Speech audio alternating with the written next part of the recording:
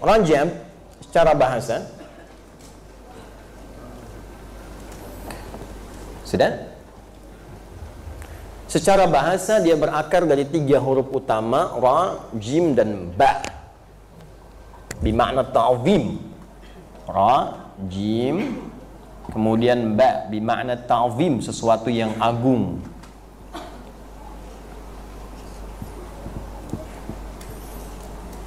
Wal inbihar, sesuatu yang besar, dahsyat, istimewa. Sudah? Kalau disambungkan ke makna yang tadi, ya, ke bulan Hurum, bulan evaluasi, bulan meninggalkan yang haram, bulan meninggalkan segala yang dilarang, maka seakan-akan ada makna seperti ini, bahwa evaluasi diri itu, meninggalkan yang haram itu, meninggalkan yang tidak disukai Allah dan Rasul itu sesuatu yang agung di sisi Allah dan Rasulnya. Jelas sampai sini? Baik ya? Jadi bukan hanya mengerjakan sholat, mengerjakan puasa, mengerjakan segala jenis yang ma'ruf dianggapnya besar. Tidak, meninggalkan maksiat pun hal yang agung. Dan bukti seseorang benar mengerjakan yang ma'ruf ketika meninggalkan yang mungkar. Saya ambil contoh begini. Sholat itu ma'ruf atau mungkar? Ma'ruf. Ma'ruf, sesuatu yang dinilai baik, sesuatu yang disyariatkan dan baik, ya, dibenarkan, diwajibkan oleh Allah dalam yang fardu. Tapi apa ciri keberhasilan orang yang benar sholatnya? Pada perbuatan ma'ruf, tanha anil fahsya wal mungkar, ketika mampu menjauhi yang mungkar. Quran surah 29 ayat 45. Utslu ma uhya ilaika minal kitab wa aqimis shalah innas salata tanha anil fahsya wal mungkar. Fahsya itu ya maaf sekali, kata-kata jorok, kotor, kemudian pornografi, porno aksi, LGBT dan turunannya, itu fahsya. Jadi kalau ada orang sholat, setelah kemudian sholat melakukan tindakan yang fahsya, nonton misalnya, video-video yang kotor, gambar-gambar yang tak elok, ya, atau melambai setelah itu, misal gitu ya. Nah, ini menunjukkan bahwa ada yang kurang sempurna dalam sholatnya. Mungkar, perbuatan buruk yang langsung diingkari hati. Mencuri, berbohong, mencela, berselisih, merampok, lebih tinggi lagi, menghilangkan nyawa dan seterusnya, itu mungkar. Karena itu kalau ada orang sholat ma'ruf, kelihatannya sholat, ya, tapi dalam takbir yang pertama dia mundur dan ngambil kotak masjid, ya, nah itu mungkar. Atau setelah pengajian ini ma'ruf, tapi keluar dari masjid bisa mengambil sendal orang, itu mungkar. Jelas nggak sampai sini? Ya, jadi ukuran benarnya ma'ruf terletak pada kemampuan dia mencegah yang mungkar. Nah, Rajab ini pendidikan untuk meninggalkan yang mungkar. Jadi kalau Ramadan meningkatkan yang ma'ruf, Ramadan itu kan tingkat ibadahnya. Sholatnya meningkat, infaknya meningkat, kan Qurannya meningkat. Nah, Rajab ini pendidikan untuk membuat kita lebih kuat meninggalkan yang mungkar. Gini Pak, gambarannya Pak. Jumatan itu ma'ruf atau mungkar? Halo? Ma'ruf. Saya tanya pada Bapak, jika ada yang menawarkan proyek ke Bapak, nilai keuntungannya 1 triliun, 1 T, tapi bersamaan dengan Jumat, Anda pilih mengerjakan proyek itu atau Anda pilih Jumatan? Nggak ada pilihan kedua, awas. Itu aja pilihannya. Hah? Ayo coba. Tuh. Nah, ini yang tidak mudah. Sekarang ini jangankan 1 T, untuk jaga toko saja yang tidak seberapa yang didapatkan bisa ninggalkan Jumat. Gitu. Ya. Sekarang ini dahsyat Pak Ibu, zamannya berbeda, eranya disrupsi, ada era perubahan yang dahsyat. Anak itu lupa dengan kasih ibunya, bahkan bisa menghilangkan nyawa ibunya hanya karena ingin diberikan tambahan uang yang dia pakai untuk main game. Eranya berubah. Sedangkan tahunnya kan sama kita lewati. Ada 4 loh pendidikan menghilangkan mungkar ini. Salah satunya apa? Efektifkan Rajab untuk mengenalkan yang mungkar supaya ditinggalkan. Bagaimana menata dari ujung kepala sampai ujung kaki supaya yang mungkar itu hilang? Mata bisa melihat yang baik, telinga bisa mendengar yang baik, lisan bicara yang baik, sampai ke ujung kaki. 1 bulan pelatihannya. 1 bulan. Di Rajab. Dan ini agung di sisi Allah. Anda bisa bayangkan kalau kita bawa ke rumah tangga saja. Rumah tangga masing-masing ya, bukan rumah tangga kita ya. bawa ke rumah. Ibu latihan, anak-anak latihan, ayahnya latihan. Tutur yang baik. Berusaha mendengar dengan cara yang baik. Berusaha menggunakan tangan dengan cara yang baik. Rasakan perbedaannya setelah Rajab, bedakan rasanya, dan pasti akan terasa bedanya. Nggak percaya silakan. Keluarkan ayatnya. Ini ayat-ayat tentang mata, ini ayat tentang telinga, ini ayat tentang sampai ke ujung kaki, dan tempatkan di bab rumah tangga. Apa itu sakinah? Apa itu rahmah? Apa itu mawaddah?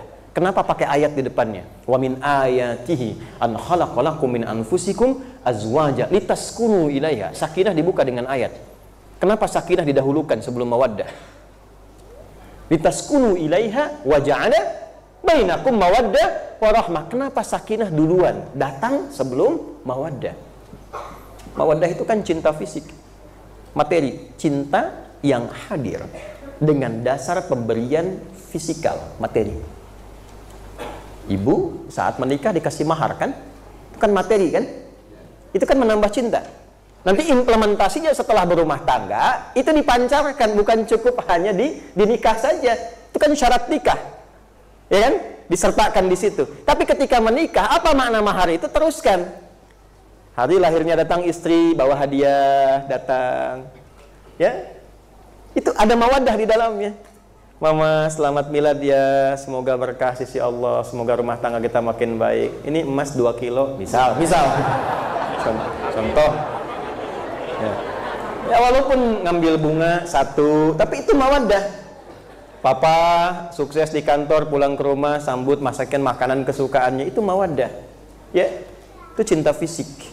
Tapi kenapa sakinah duluan? Sakinah itu ketenangan, kedamaian, kebahagiaan. Jadi maksudnya apa? Kaya, tapi tidak ada kebahagiaan di dalamnya, tidak ada ketenangan, itu hampa. Ibu pilih mana? Kaya tapi gelisah, atau miskin tapi tenang? Nggak ada pilihan ketiga. Ya kan? Nah, makanya ini penting. Nah, ketenangan ini nggak selalu dihasilkan lewat harta, Pak. Nggak selalu dihasilkan lewat kedudukan. Banyak kok yang punya kedudukan, rumah tangganya tidak harmoni. Banyak yang hartanya melimpah tapi lebih banyak pisah.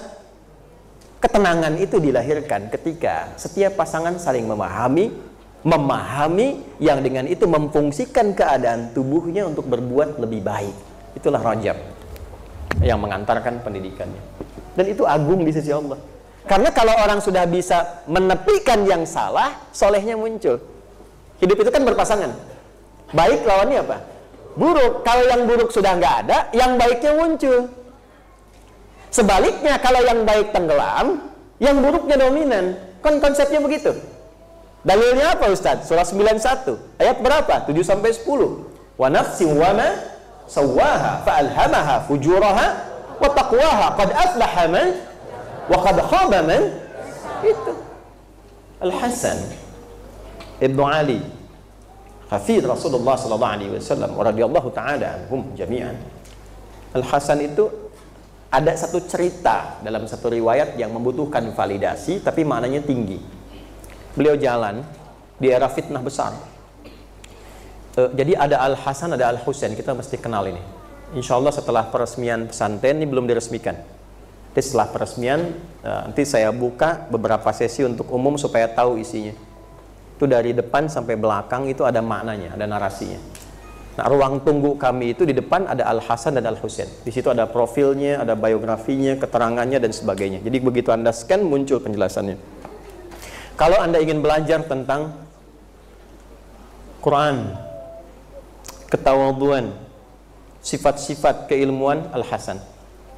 Tapi kalau Anda ingin tahu tentang kekuatan fisik, paras yang elok, tampannya, karismanya, Al-Husain. Itu gambaran dari dua sifat Nabi SAW. Al-Hasan ini saat dewasa jalan dengan putra beliau dalam satu riwayat di era fitnah besar, dicaci oleh orang, era fitnah yang sangat luar biasa, A, B, C, D dan seterusnya. Beliau diam. Perhatikan, anaknya berkata, ya abati lima lam tarud. Pak, kenapa bapak enggak balas? Maksud balas tuh begini, klarifikasi aja bahwa itu kan nggak benar gitu. Perhatikan, apa jawab ayahnya? Wa ma adri kaifa arud. Bapak tuh nggak tahu gimana cara balasnya. Untuk mencari kalimat yang mengklarifikasi tuduhan orang, untuk mencari kata-kata saja supaya mengklarifikasi, itu masih berpikir jangan-jangan nanti dia tersinggung dengan kata-kata ini. Itu nyari kosakata yang pas nggak ketemu, saking baiknya orangnya. Ya.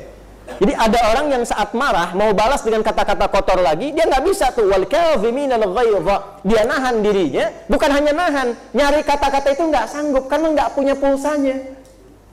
Dia nggak punya pulsa kata-kata yang kotor, ya. Dia nggak punya kosakata kebun binatang, nggak punya kosakata ya pasaran, karena nggak terbiasa. Jadi ketika mau mencela pun itu susah gitu, karena nggak ada pulsanya, nggak ada kosakatanya. Nah, kalau sudah sampai ke titik itu sehingga sulit menemukan yang salah, maka Anda akan mudah menjadi pribadi yang soleh. Gak cukup dengan amin tuh, ya, latihan dulu di sini. Inilah Rajab. Ya. Karena itu, limadza summiya Rajabu Rajaban li'annahu yatarajjab khaira baina Sya'ban wa Ramadan. Kenapa disebut dengan Rajab? Karena Rajab ini bulan agung, menyiapkan bekal-bekal yang baik sebelum masuk Sya'ban dan diamalkan saat Ramadan. Jadi dari sekarang kita mulai siapkan, terbiasakan yang haram kita tinggalkan. Supaya apa? Ramadannya full bisa menjadi saleh. Anda nggak mungkin bisa baca Quran kalau yang haram masih ada dalam diri. Nggak mungkin. Ada seseorang mengadu pada seorang syekh, saya sulit baca Quran. Sulit sekali. Udah gini, nggak usah baca dulu kata syekhnya, ambil mushaf Anda yang paling besar yang ada di rumah Anda. Setelah itu, masuk ke ruang tengah Anda yang luas, simpan mushaf depan Anda, lalu tatap mushaf itu dan katakan, ya Allah, dosa apa aku sampai hari ini untuk baca saja belum mampu. Menangis orang ini, tobat dia. Ketika tobat dia mengalir, barulah kemudian dia punya kemampuan untuk berinteraksi dengan Quran. Karena yang kotor keluar dulu, yang baik baru muncul. Ja'al haqqu wa zahaqal batil. Ketika yang baik itu masuk, yang batil itu keluar. Maka kalau ingin menikmati Ramadan, jadi menikmati itu, Masya Allah gitu, enak. Di puasa itu bukan cuma tahan lapar, haus, nunggu buka, baru masuk udah ngitung kapan selesai, kapan Idul Fitri, baru sahur udah lihat kapan buka, ya kan? Jadwal imsak itu dibuatnya jadwal buka, ya kan? 1, 2, 3. Kita nikmati setiap malamnya, ngajinya, Qurannya, berlomba, kapan bisa khatam, berapa kali bisa baca, menikmati tarawehnya. Bukan mencari mana masjid yang paling gampang bacanya, yang paling pendek bacaannya, atau yang biasanya baca pembuka ayat saja. Nun, Allahu Akbar, Yasin, Allahu Akbar. Kurang nikmat. Kurang nikmat. Sahabat tuh banyak menangis sebelum Ramadan berakhir. Dan minta, ya Allah, mengapa nggak setiap waktu Ramadan, setiap waktu Ramadan, tiap hari ada maghfirah, berdoa dikabulkan, dosa digugurkan. Ya akhi, kapan dapat yang seperti itu lagi? Gak mudah. Pertanyaannya, sampai nggak ke Ramadan itu? Kalaupun nggak sampai, minimal ada persiapan dari sekarang. Karena itu ada doa dari ulama. Doa. Apa di antara doanya? Allahumma barik lana fi Rajab wa Sya'ban wa balighna Ramadan. Ya Allah, berkahi kami. Apa itu berkah? Berkah itu ziyadatul khair wastimrarihi. Bertambahnya nilai kebaikan dan konsisten. Ya Allah, bimbing kami di bulan Rajab ini supaya mampu mengoreksi diri, jadi pribadi yang lebih baik, dan konsisten kebaikan itu dibawa bekal sampai ke Ramadan. Itu maksudnya. Jelas?